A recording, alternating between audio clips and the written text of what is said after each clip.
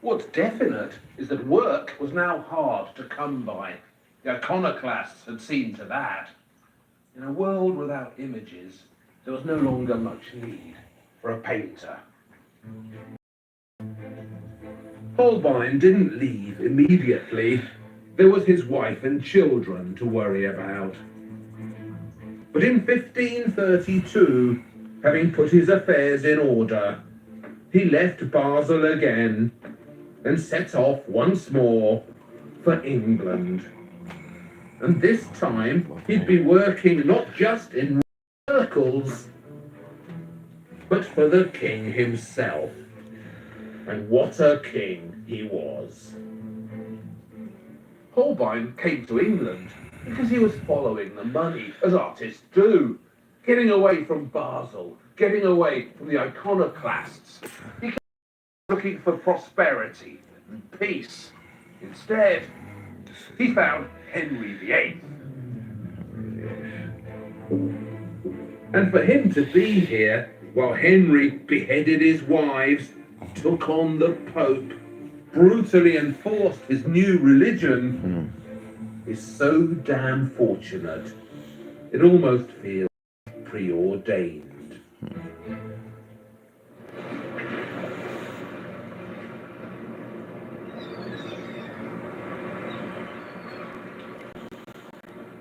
Holbein didn't begin working for the king as soon as he returned to London. His first patrons actually came from here.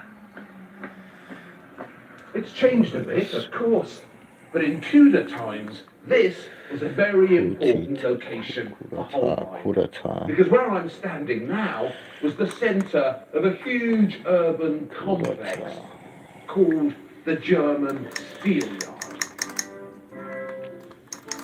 The Steelyard wasn't a steel yard.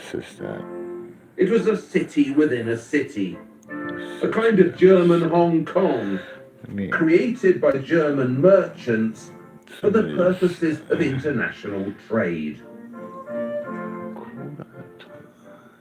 It had been here since 1320, growing bigger and bigger. And the German merchants in here, they didn't pay any tolls or customs. They were privileged foreigners. And inside this walled community of theirs, they had warehouses, shops, offices, taverns. Let me see something. So this was a home from home for Holbein. And when he returned to England in 1532, the rich German merchants of the Steelyard were his first customers. I'm gonna be real careful with it.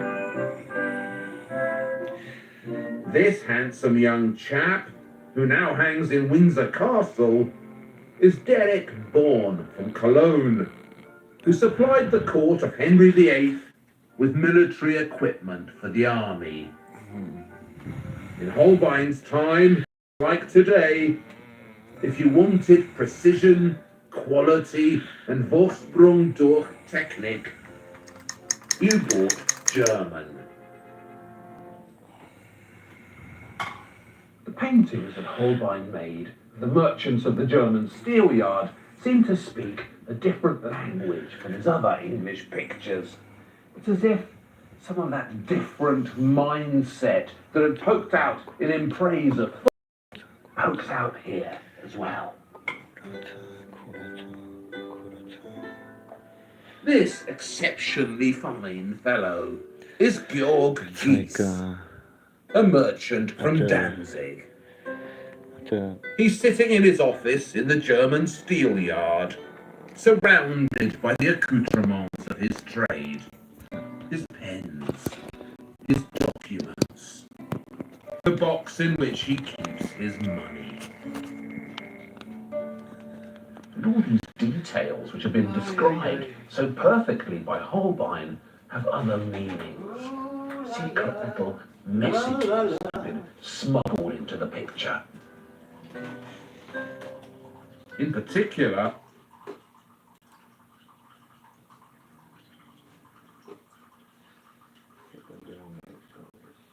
They already passed them over?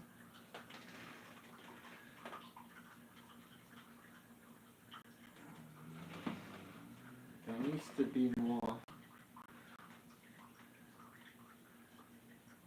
You can probably, with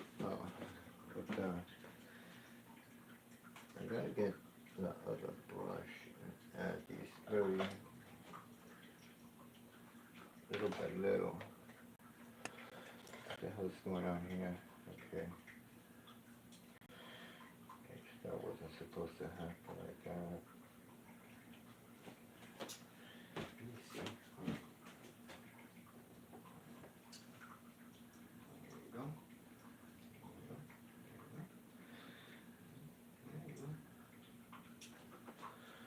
There you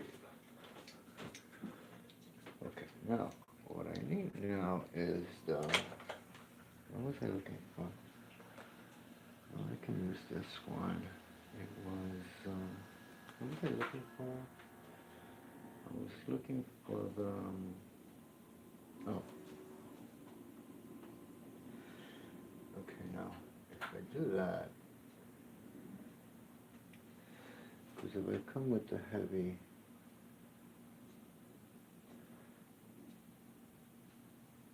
I gotta come in with the heavy.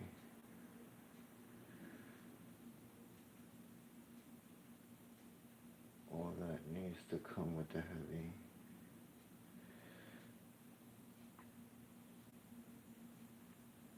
And I'll build it up slowly, slowly, slowly.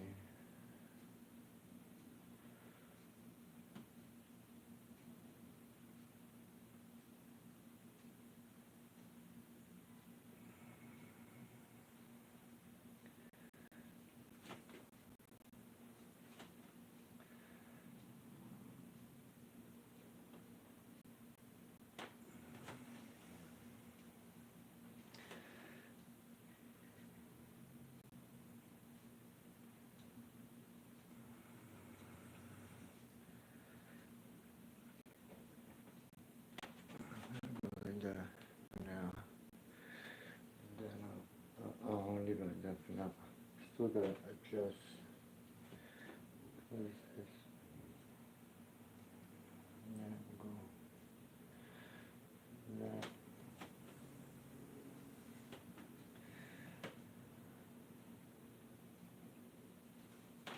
That one.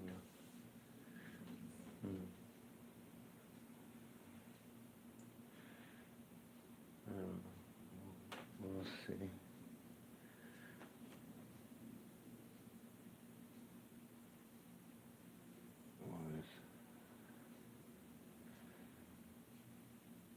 Isn't it?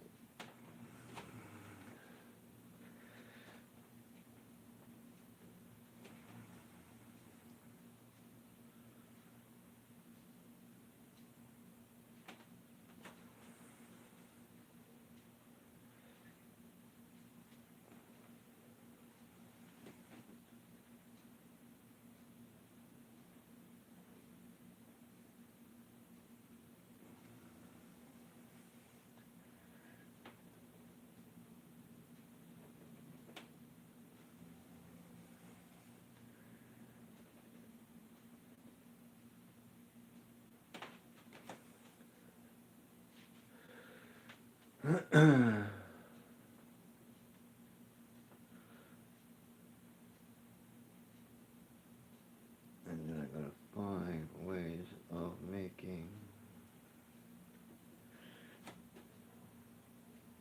There's gonna be deserts back there. And I'm gonna need sand. I am gonna need sand.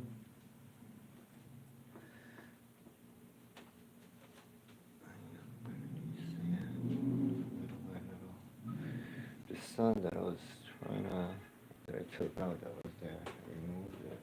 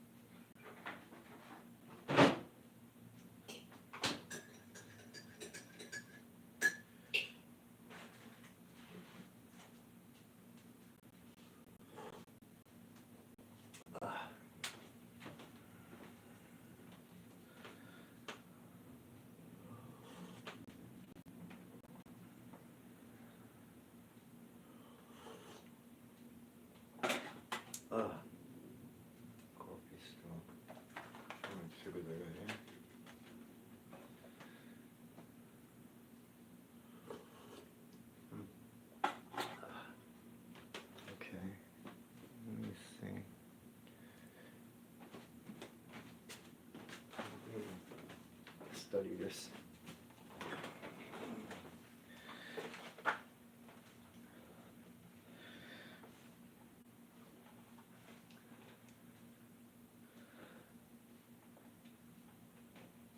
We could do it that way.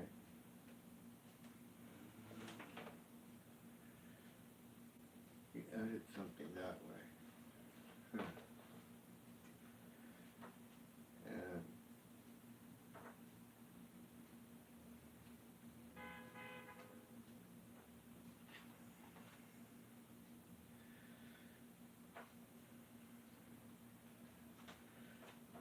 I'll make that one with the mouth open.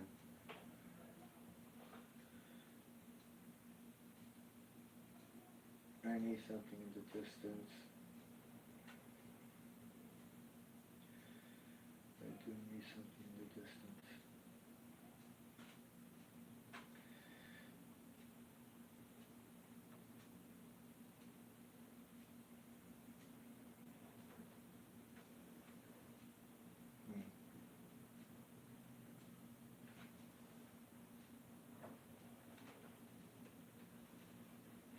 I could capture it. Lens like that.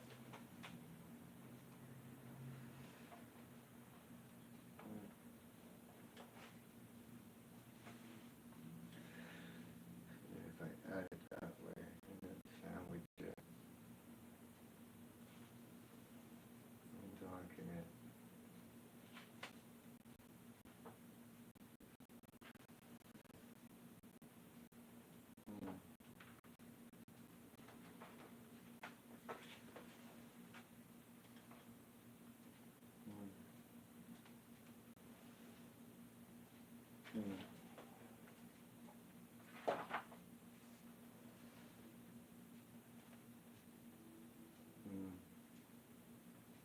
That distance over there.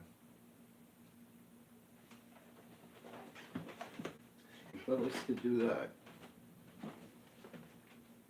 if I was to make the stairs,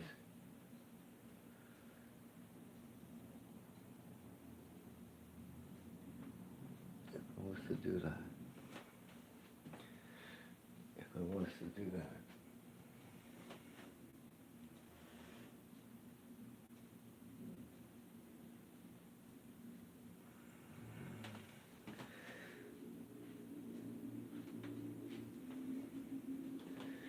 add the stairs.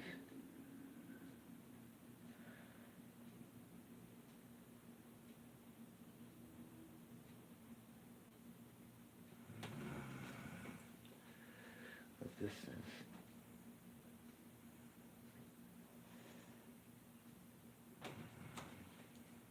I was to do something like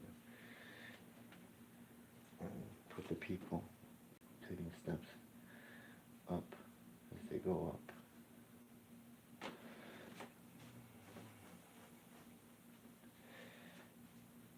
These colors will have to get richer as I continue to.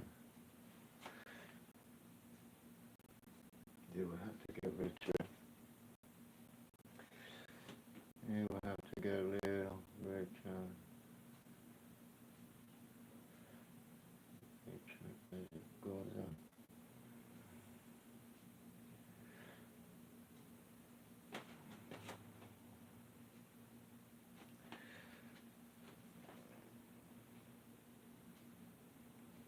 Let's see, we do it that way.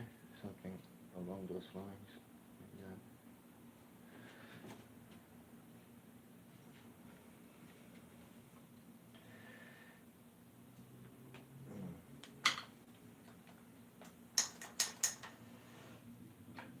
Something along those lines.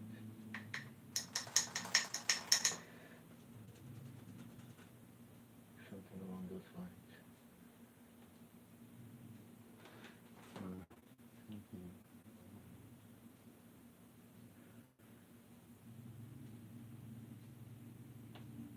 Along those lines.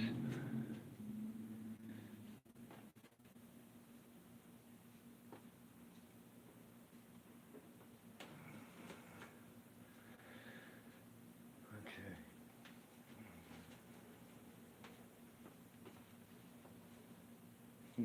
It's an impression.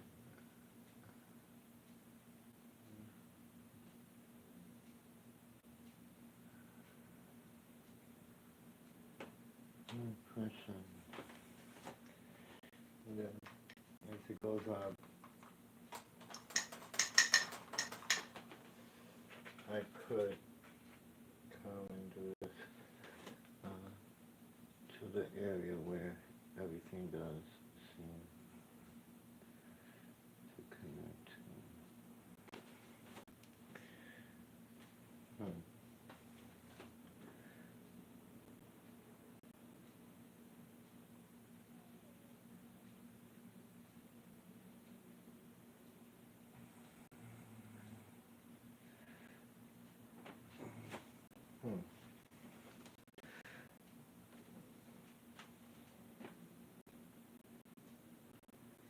Let's see, there's something up there.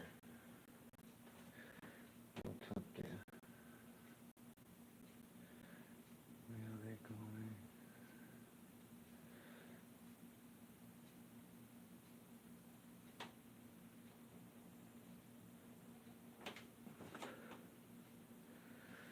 Where are they going?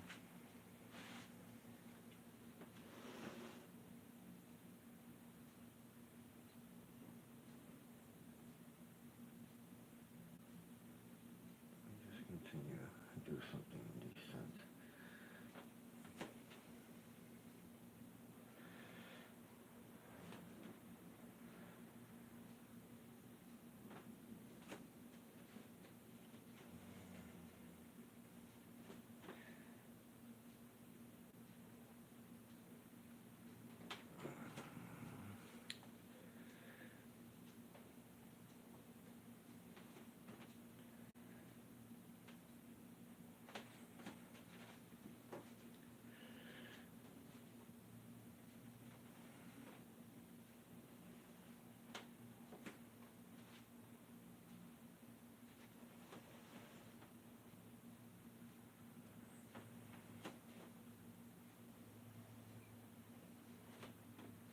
Make jokes and play with feelings, crisis, something like that.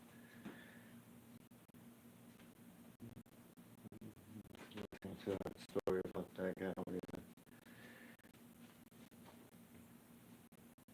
Took advantage. I don't know where these galleries are. I mean, these people, I guess these are people that they see the artists are not selling. And you see a lot of people all the time on YouTube. Not even on YouTube, on Facebook, they'll ask you to send a painting and they'll sell it. And they keep it. And it's not that they're going to sell it, they want to keep it for themselves.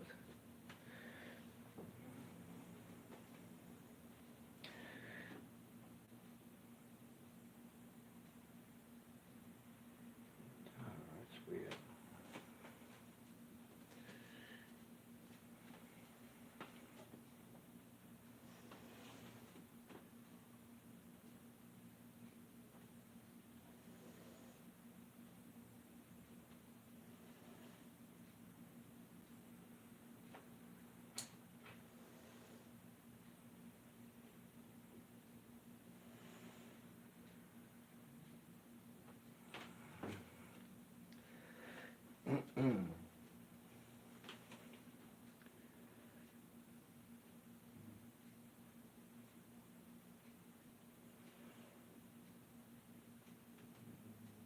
Painting is trying to see if I can build them this slowly.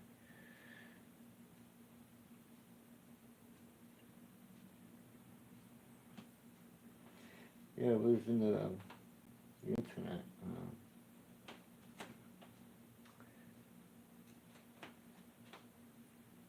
And then, like in YouTube, not is it no Facebook. Sometimes you'll have web pages that will open up and false pretense that they're a gallery,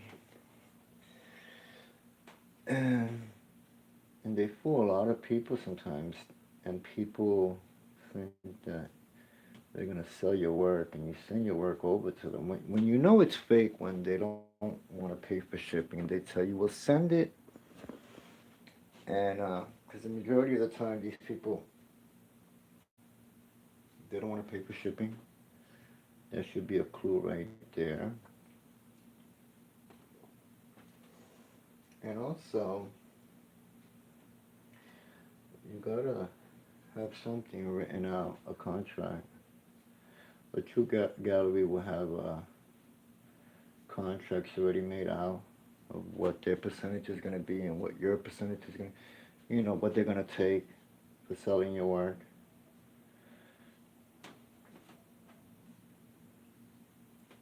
So you got to be aware of that.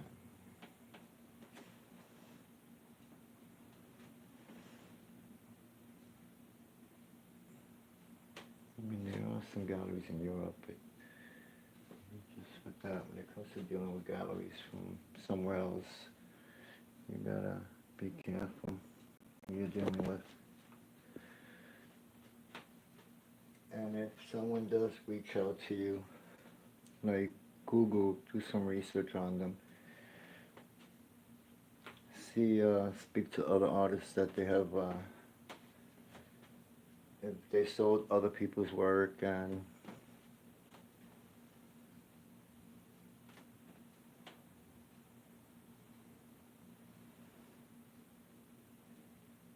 that way, if it's legit, check the address, ask them what's the address, and Google it.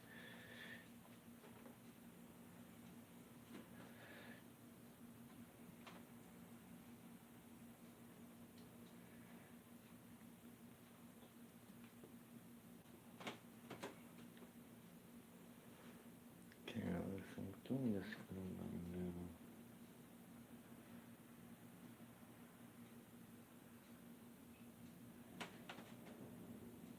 It's like the same people that they'll tell you that someone has hacked your computer from Amazon and they're using your credit card. You gotta go to buy a card for them.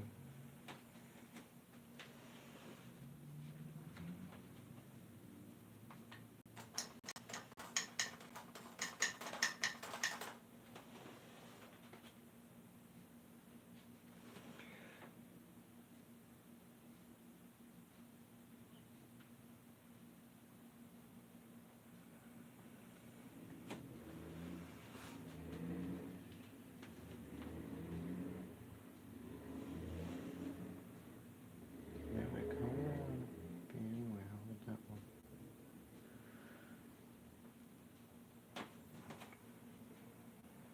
They get your money and you can't do shit about it. These days everybody's like scamming everybody.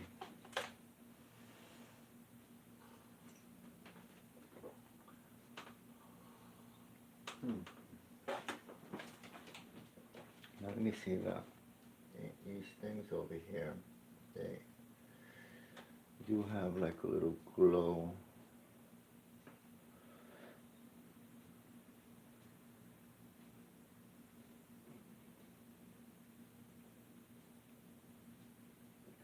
Going up right here.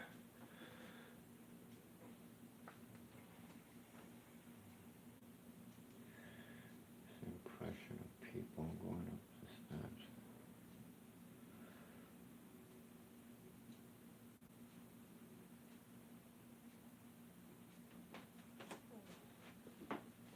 If anything, if I can take it out, I'll take it out.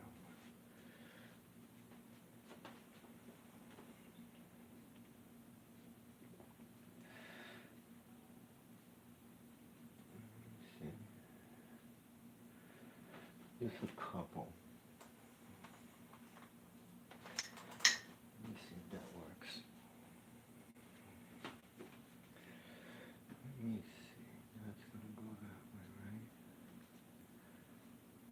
Like that. Right. Yeah.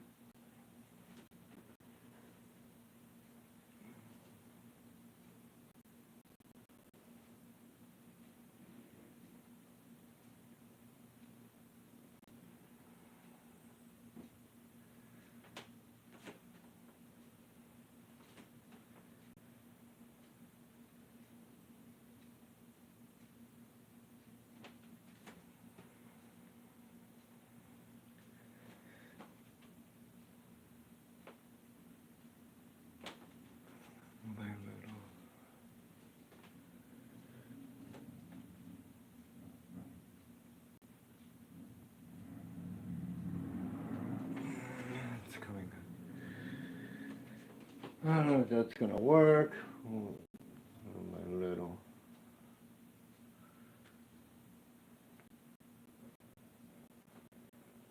Let me see if that works.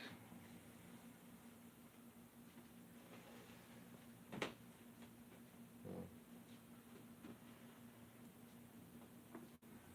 you go.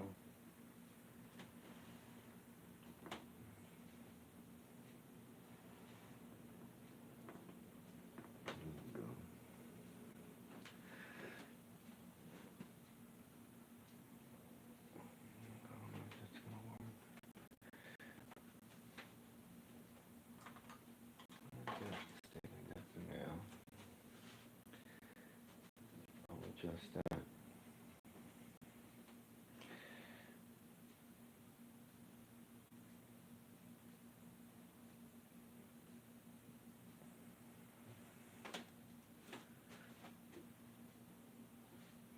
I mean, would it be that big? I mean, it wouldn't. No, it would be smaller, right? Because that would be in a distance. So, if that would be in a distance,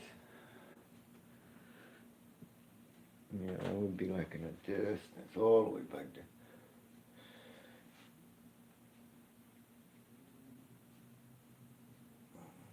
Unless,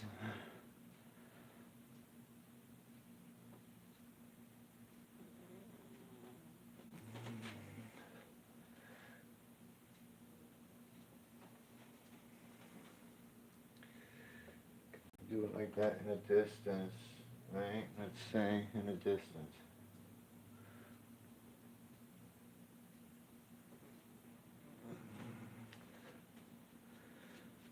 Distance. I don't know if that's gonna work. Let me see.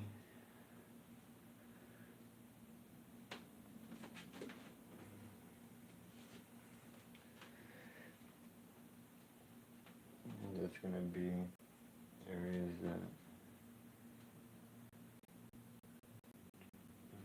dream. There's some weird dreamless thing.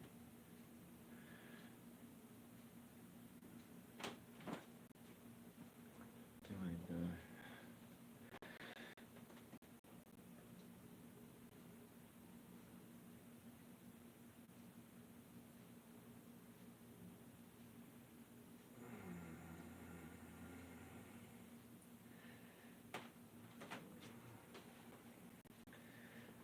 There's little things here and there.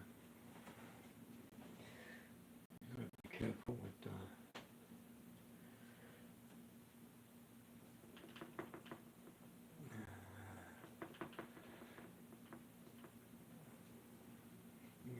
know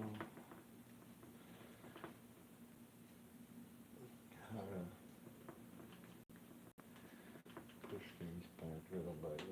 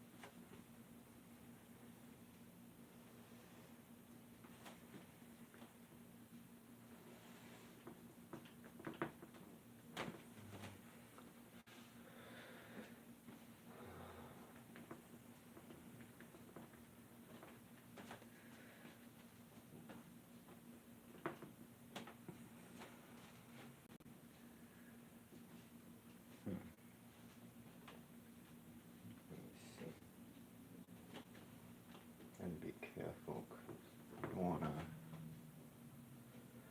overdo it. You don't know how to. You don't know what the hell you're doing. Don't. There's a dog there. Matter of fact, that blue, because there's gonna be some shadow.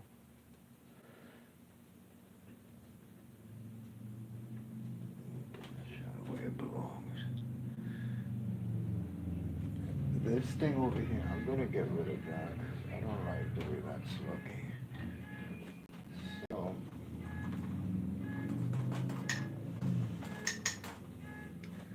I'm gonna get this out. Put it right like that.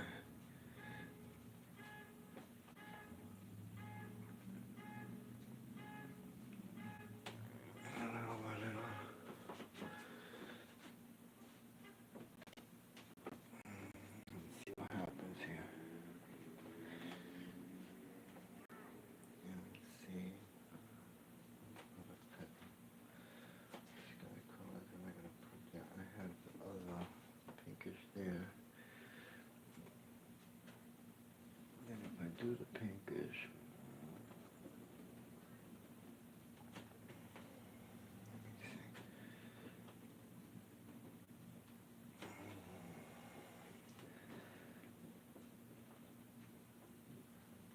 let me see.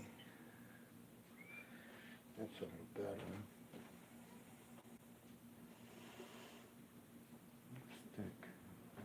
Stick broken.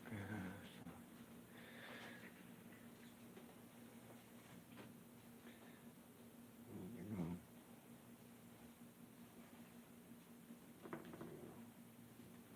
Like that.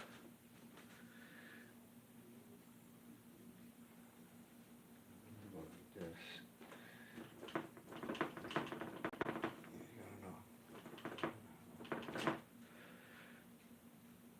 Okay. Can't have too much directions.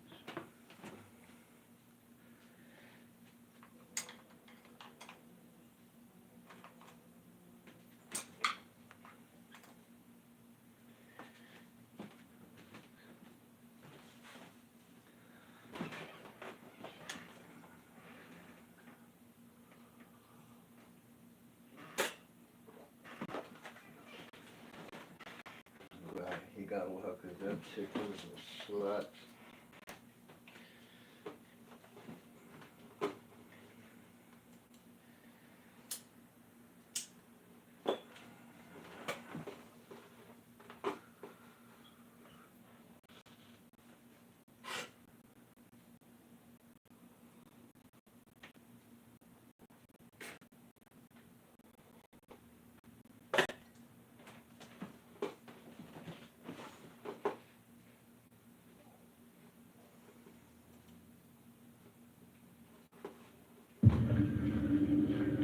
What is this? Artificial Ukraine?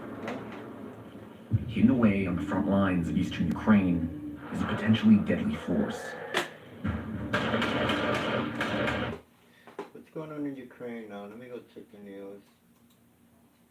They've been fighting all the way in the front lines. They're still fighting. Now it got really bad. What's this? Russian officials warn Ukraine conflict could begin. 3. This is a day ago. Pentagon discusses U.S. military support for Ukraine armed Russians invasions. U.S.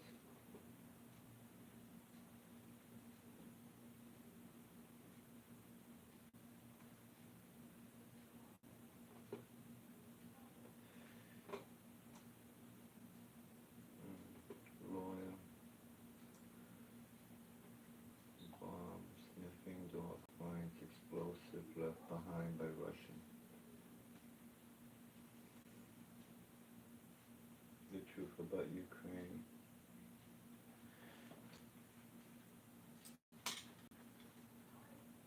Ukraine war deadly weapons heading to Ukraine.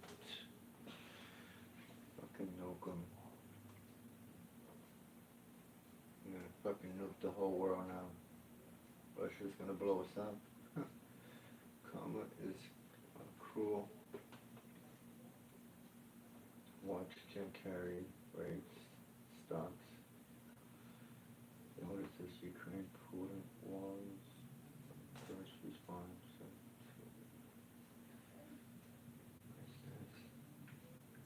This is 14 hours ago. Putin tanks, boss, and smoking ruins.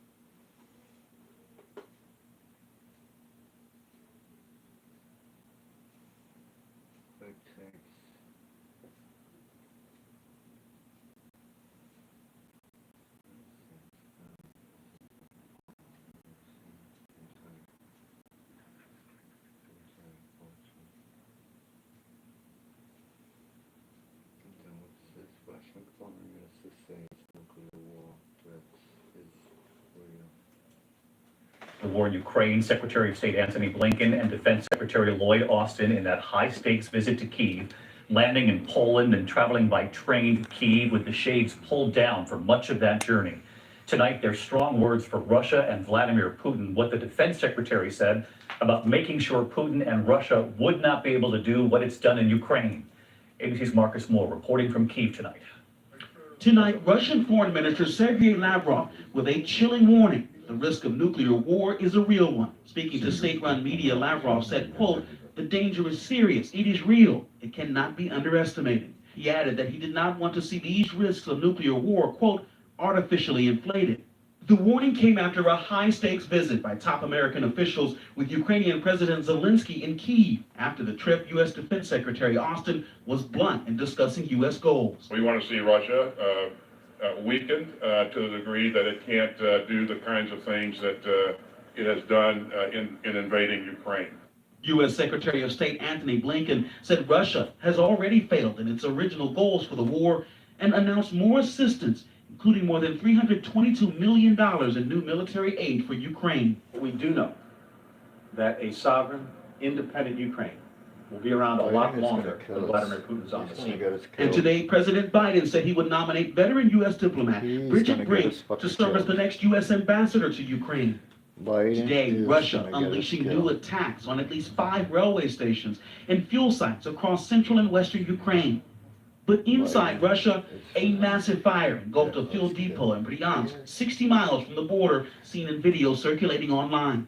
It is not clear how the inferno started. Outside the capital in Kyiv, some fear the Russians might return. The heaviest fighting has moved to the east, but amidst the devastation here in Idlib, locals tell me they are concerned that the Russians might try to come back to the city, but they say they're not afraid, that they're ready to fight.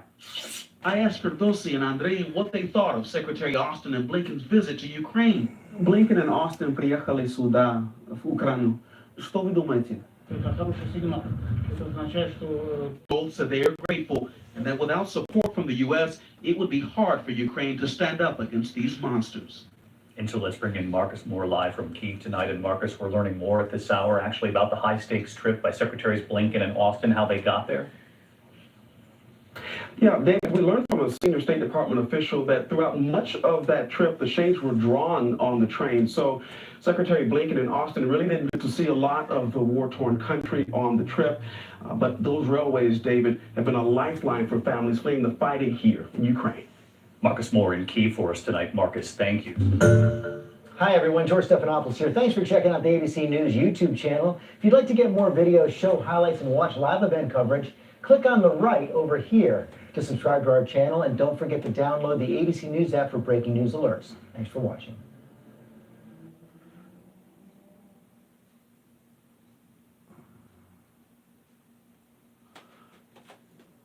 We do want to start in Ukraine, where a new standoff is underway this morning over the question of oil and gas between Russia and several key members of NATO. NBC News correspondent Aaron McLaughlin has details.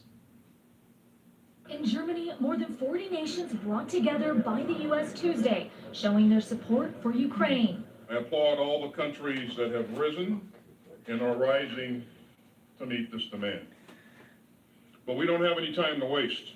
In a significant economic escalation, Russia halting gas deliveries to Poland and Bulgaria, citing its new rules that unfriendly countries must pay for gas in Russian rubles. This as the war shows no signs of slowing down. Russian troops striking transportation targets in Ukraine, including a key bridge outside Odessa. The Russians also claiming complete control over the Kherson region. The mayor there says they've taken over City Hall, and he fears they're planning to hold a sham referendum in order to legitimize their presence. We are, of course, totally against this because it's a territory of Ukraine which is temporarily occupied.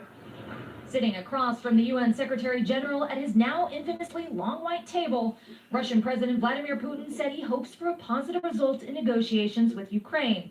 The comment comes after his foreign minister warned the threat of nuclear war is real. Loose talk of nuclear weapons, nuclear escalation, is especially irresponsible. It is the height of irresponsibility. The United States now pushing forward with plans to restore its embassy in Kyiv, announcing the first American diplomats have arrived back in Ukraine. Western support on full display outside the capital Wednesday morning as they showed off anti-tank weapons provided by the British. This soldier tells us we need to have many modern weapons, anti-tanks. It's very important to us. Aaron McLaughlin reporting from Kyiv this morning. Joining us now, NBC News White House correspondent Carol Lee and Mark Polymeropoulos, a 26-year veteran of the CIA serving in both Iraq and Afghanistan, one of the agency's most decorated field officers. Good morning to you both. Mark, let me begin with you. Something we've been discussing over the last couple of hours this morning, and that is the rhetoric, it seems stepped up rhetoric, from the Defense Secretary Lloyd Austin during his trip abroad, meeting with President Zelensky in Kyiv, pledging more support, and then returning to Germany to Ramstein, and forming this sort of NATO collective, this contact group of countries that are going to work on the question of Ukraine, but saying, we now want to weaken Russia. We want to destroy their capacity to inflict this kind of harm on another country, on another neighbor, or any further on Ukraine. Richard Haas expressed a little bit of reservation about that, given the nuclear stakes here. What did you make of Secretary Austin's comments? Well, look, I think it was really long overdue. I mean, I see Secretary Austin, he envelops his Ukrainian counterpart in a bear hug. That's the bear hug seen around the world. What an incredible, inspiring moment. I jumped out of my chair. That's the America that I want to see. Because ultimately, for the last several years, Russia has been engaged in a hybrid warfare campaign against the United States, whether it's election interference, whether it's cyber attacks, whether it's bounties against our troops in Afghanistan. So it's finally time that we push back. And, it's okay to say things like we want to weaken Russia. Because in fact, that should be the stated goal of the administration. I think that they have, balanced out kind of the escalatory rhetoric, and at the end of the day, I think that if we see that the Russians would start moving kind of tactical nuclear weapons, U.S. intelligence is going to pick this up. But as far as I'm concerned, Secretary of Defense Austin's trip was a home run, and to just see him envelop his counterpart in that bear hug, that was a good moment for the United States, a great moment for the Ukrainian people. Mark, let's continue talking about this. Expand it out a little bit more generally. I've never thought of Russia as an enemy. I don't think it's wise for the United States to declare countries enemies, whether it's Russia or China. We have to figure out a way to work with them on a global stage. But there's no doubt Russia sees the United States as an enemy, whether we consider them enemies or not. They consider us to be an enemy. Vladimir Putin considers us to be an enemy. You look at state TV, they consider us to be an enemy. And while we have been trying to deal with Russia, while we have been trying to contain Vladimir Putin's worst instincts, so he doesn't actually damage himself and damage the Russian people. He's invaded Georgia in 2008. He's invaded Ukraine in 2014, went into Crimea and has occupied Crimea since 2014. He has shot down commercial airliners. He's gone into Syria, committed mass atrocities, committed war crimes in Syria. You look at the attacks against the United States, the disinformation campaigns, election interference in 2016, what he attempted to do.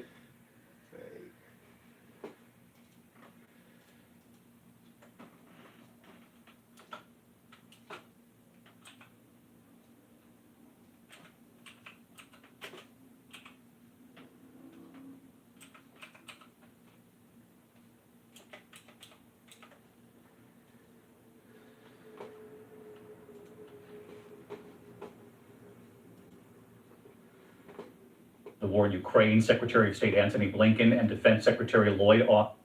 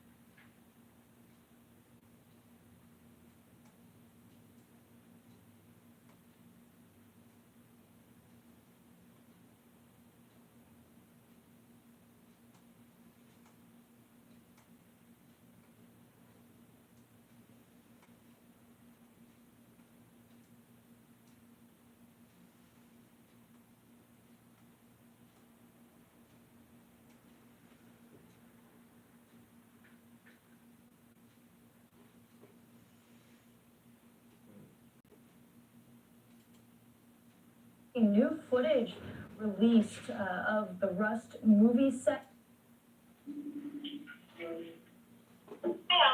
Hey, where are the kids? The boys just. Can you tell you what's going on? I'm trying to get Lisa to come. I think we should come. They just spend the time here, and they're gonna do what they gotta do, and do what they gotta do, and we shouldn't let it, we'll go, I won't work, we'll go with your so it's all paid for. And they're not gonna give us the money back. And we should be staying away from the vultures here. Are they outside? No, but I imagine they will be at some point. I think it's a great idea. It's a great idea, you should come for that reason also. All right, I'll call Carmen on her iPad, okay? Okay, yeah, she's on her phone. I'm very sorry, Oh, you have no idea how unbelievable this is and how strange this is. And I'll explain to you later. Sorry. No, it's just. I hope everyone's okay, that you're okay. I'll call you back, thank you, bye-bye.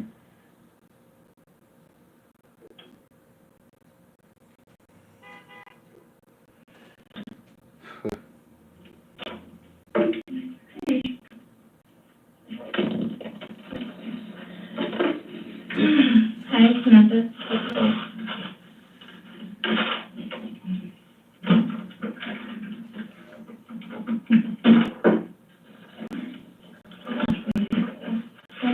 So, the way you're here, for this incident that was unfortunate later. Yeah. Yeah, you've already agreed to talk to us and everything, and that's great. We're just gonna go over the rights she's gonna read these to you. As you understand them, and just sign an initial, and then, if you read the bottom and agree to talk to us, it's fine. As you understand them. Yeah, so first one, you have the right to remain silent. Anything you say may be used against you in court or other proceedings. You have the right to consult with an attorney before making any statement or answering any questions, and you may have him or her present with you during the questioning. You may have an attorney appointed to you to represent you if you cannot afford one or otherwise obtain one. If you decide to answer any questions now with or without a lawyer, you have the right to stop questioning at any time or stop questioning for the purpose of consulting a lawyer. So my only question is, am I being charged with something? No, we're just reviewing. I thought that's what that's all I'm not worried because I'm not, yeah. We have to do our job Yeah, no, just tell me that. at advising you your rights Right, because yeah. this is the investigation. Just a formality. You have to do it, you're here, and appreciate it. What did it say? It is the 21st of October.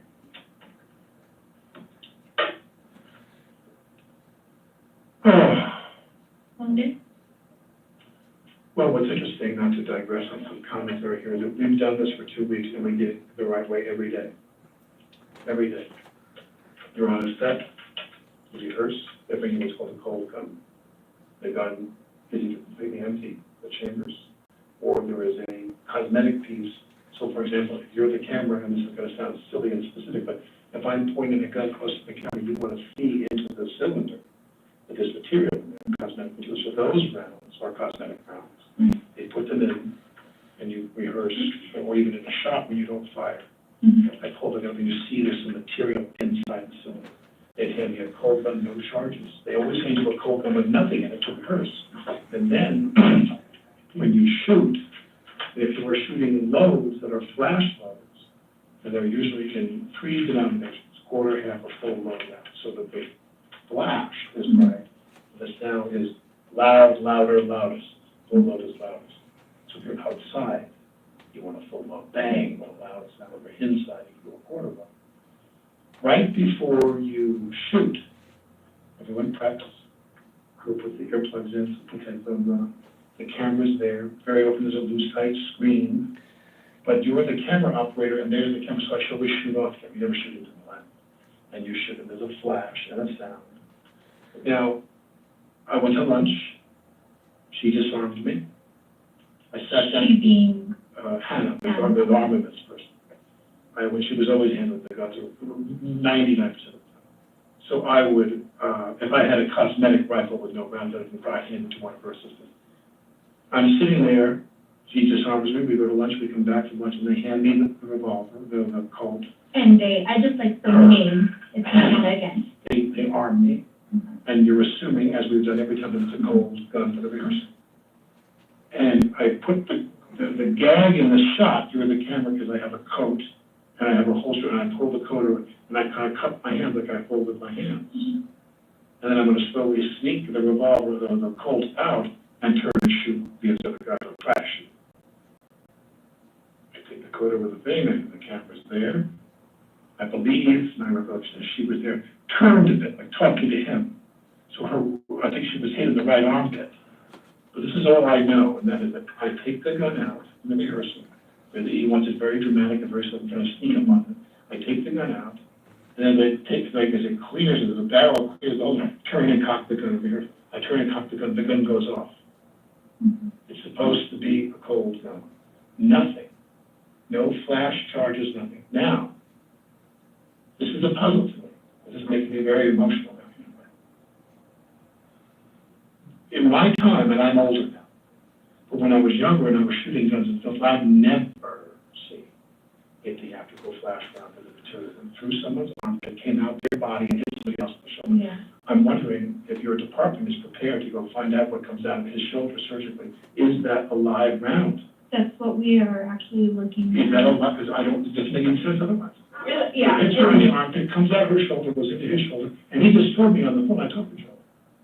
He said, they showed me the x-ray, and the shape of the thing in my shoulder is the shape of a bullet. Now, all the rounds, I was told, you need to verify, and this is an important note, they take the gun, they enter it, and all the rounds that are in there were either dummy rounds, no flash, cold rounds, or rounds with a flash. In the rehearsal, there should have been nothing. There should have been a cold gun with no rounds inside, or dummy rounds, cosmetic rounds, no flash. I take the gun out slowly, I try to cock the pistol, bang, it goes up, she hits the ground, she goes down. He goes down, screaming. He said, Jesus Christ, and I'm going. And I thought that maybe sometimes the wadding can come out if you're closer to get a burn. Two actors who killed themselves with guns, with theatrical guns, John Eric Hexon and Brandon Lee, they put the live round in, and I'm told even with the flash powder, you can cause contusions and you can do a brain bleed and die, which both of them died. Right. I think with Brandon Lee, there was a piece of material lodged in the thing that shot from or something. Yeah. I don't remember vividly, but my point is, I've been doing this, I shot enough guns in my day in movies, I've never seen this before. Where a flash round, which from my understanding is, can I borrow your pen for a minute? You could even borrow. My understanding is that in a bullet, you know, here's the thing with the pin, and here's the bullet itself. And now here, when you have a cosmetic round, no flash, no nothing, they drill a hole in the side of the brass to signify that it's a cosmetic round. There's nothing in there. There's no powder. And when you have a flash round, and there's stuff in there, wadding and powder to make the charge. This material here, that is the bullet, is made of a clay or some material that just disintegrates. So what you have is bang, and you see the flash go bang, and you get a sound, but nothing, there's no projectile. Mm-hmm. And what I'm curious about is what came out of that bullet that went through her body and into his shoulder. That's pretty powerful. Now, some people say you can lodge material in the barrel accidentally, wrong. Something that happens, which is why every time we've done this, I'm here to tell you, to testify that every time we've done this, she's done it right. She cleaned the barrel, and so nothing was lodged in there. We went hot when they were ready, it was announced, going hot. Crew gets ready, and then all of a sudden you're the camera, and I shoot away from you, I sit there like, bang, bang, bang, and flashes are coming out, we shoot the rounds. She cleans the barrel every time, and she checks that the rounds are all cosmetic rounds, or nothing in the shape of the rehearsal. She hands me the gun. I'm assuming she's done it the right way. She's done it the last 2 weeks. I put it in the holster. I pull it out slow. We're rehearsing. I don't film anything. I pull it out slow, turn, cock the pistol, bang, it goes up, and she hits the ground. And then he starts screaming. And I'm thinking, in a flash round, I could see maybe if there was wadding or some stuff that's hot, and maybe it hits you and burns you, and then as they say, sometimes that happens. But remember, we're rehearsing, so no one's protected. Oh, this one, cosmetic one. Or nothing. Or nothing. But the rehearsal, because it's normally empty. Mm-hmm. But my point is that they were standing in positions they wouldn't ordinarily be in, because they assumed it was an empty, cold gun. We weren't shooting, we were rehearsing. That's a vital difference. So if she's here, if the camera's here, and she's standing here talking to the guy, and I'm on a bench here, and Joe's behind her, and this guy is not proportionate, because obviously the camera's not as big as her body, then I draw the gun slowly and aim off camera, and there's supposed to be nothing in there. So she's not protecting herself and standing off. I'm shooting in a direction, and everybody is supposed to be to that side of the camera. There's nobody in my line. Nobody. And so when I shoot the gun, so in the rehearsal, I'm assuming I have an empty gun, and the gun goes up, she's right in front of me. Mm-hmm. She's as far from me as I am from, the difference between maybe you and the door. Okay. So pretty close proximity. It was a very tight shot. Okay. The shot was here, of me, not of me, it's of me pulling the gun slowly, the turn cop. Okay. And she's right there in front of her, in a position she wouldn't ordinarily be if we were shooting, and this one, boom, she hits the ground. All right, I'm gonna back you up just a little bit, okay? How long have you been on set? I arrived, Monday the 11th. Okay. I started my fittings, and they were shooting the week before. And the 11th of October? Monday the 11th, I flew in from New York. I flew from New York to Denver, Denver to Albuquerque, because there's no direct flights, and then drove from Albuquerque to here, rehearsed and fitted, and did all my preparatory stuff. So that was in October, correct? That was Tuesday the 12th, yeah. I flew on the 11th, rehearsed on the 12th, started shooting the 13th, Wednesday the 13th. Okay. We shoot a Wednesday through Sunday schedule for all Monday, Tuesday. So the entire time you've been on set, have you seen the same armor? And her crew, yeah, everybody. How many people are on the crew? My guess is that this is three, Okay. all young women. Hannah and two other women. All right. And very often their task with me, because we're not shooting every day, there's no armaments every day, they dress me with my holster, my knife. The film is set in 1888, so I'm armed with the classic weaponry of the cowboy era. Okay. And so they would make sure I was dressed properly. You know, 85% of their task is to make sure I'm dressed with everything properly. The armorers? The armorers, well, the armorers, wardrobe doesn't necessarily, they sometimes trade back and forth, but wardrobe doesn't necessarily deal with my holster. Okay. And the knife, that's a prop. The armorer, Hannah, and her team, they dealt with me being knifed and not being lashed properly, so it looks proper. Okay. And the holster. Okay. So it was wardrobe as much as it was props, as much as it was armaments. Do you know Hannah's last name? No. Do you know what she looks like? Or can you Yeah, describe what she looks like? multicolored hair, glasses, not too tall. Everybody knows her pretty well because her father is a very famous armaments guy. He's a guy that did guns in movies for decades. He's very well known. Okay. She's the daughter of this famous gun guy, movie gun guy. And what about the other girls in the crew? I don't remember the name. Do you know what they look like? A blonde, thin, not too short, like a medium height, and brunette, someone on the shorter side, maybe the same height as Hannah, brunette, and also there's when you go back and forth between, they're wearing a mask most of the time on set.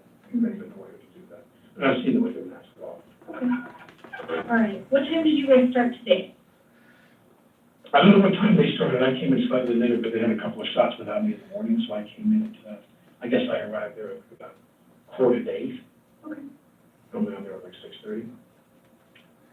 All right. And then anything abnormal in the day? Who handed, or should I say, who handed you your weapon in the day? Hannah. Handed it. Okay. And physically handed or put it in the holster? Handed. Okay. She would show me the gun. Okay. Or she'd say, cold gun. She'd say, test it, or some language to indicate she handed me the sign. She'd say, do you want to check? And I always didn't want to insult her. I said, we never had a problem. Yeah. I said, good. So, and the first AD very often will ask, periodically, they'll say, let me check. Okay. And they'll have two people check. For this very reason, we don't have any flat, forget about live rounds and bullets. We have any flash rounds in the gun while we're rehearsing. Because if someone wants to indicate, and then they're going to think it. If the trigger on the gun, you just hear the hammer, the dead sound of the hammer hitting, and you have personal gun should be empty. Okay. And as I said, for the 2 weeks I've been shooting, it has been empty. We haven't had one problem. And have you physically checked that or just by? She announces to me that it's clean. Okay. So say, cold gun, we rehearse.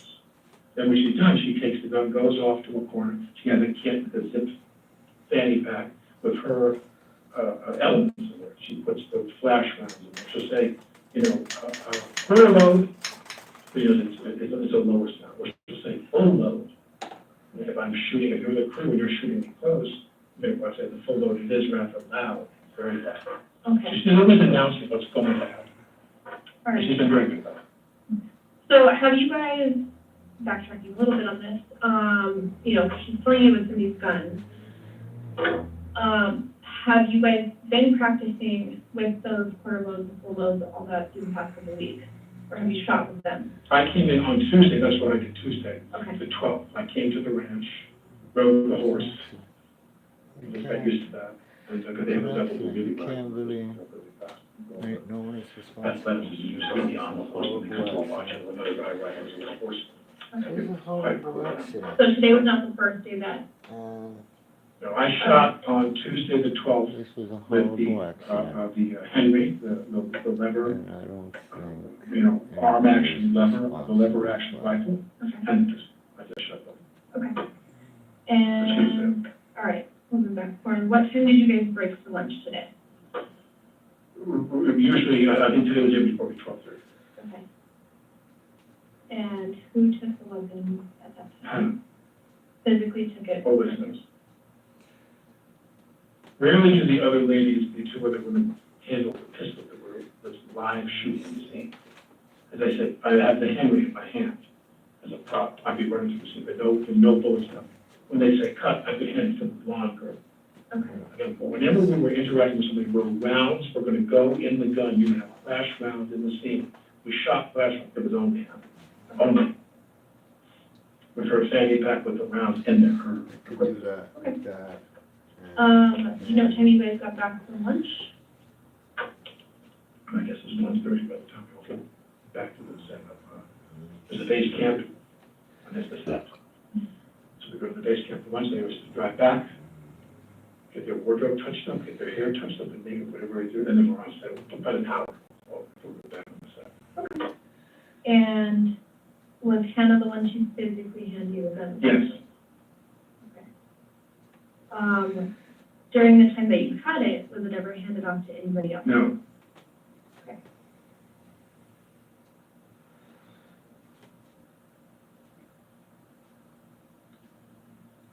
Did you see where she got the gun from?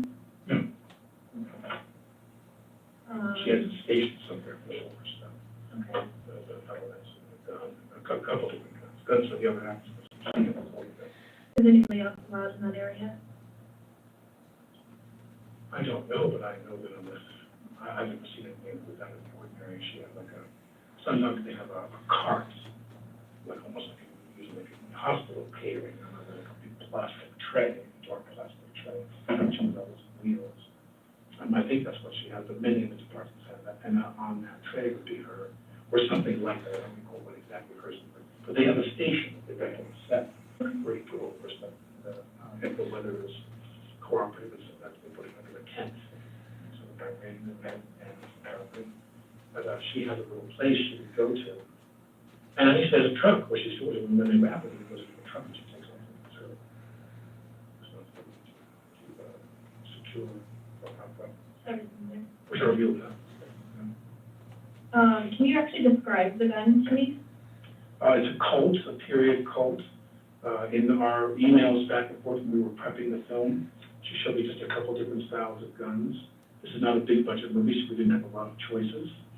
She showed you 3 or 4 choices. I said, give me the biggest gun you've got. Okay. And so I didn't, she showed me different guns by email and different knives by email.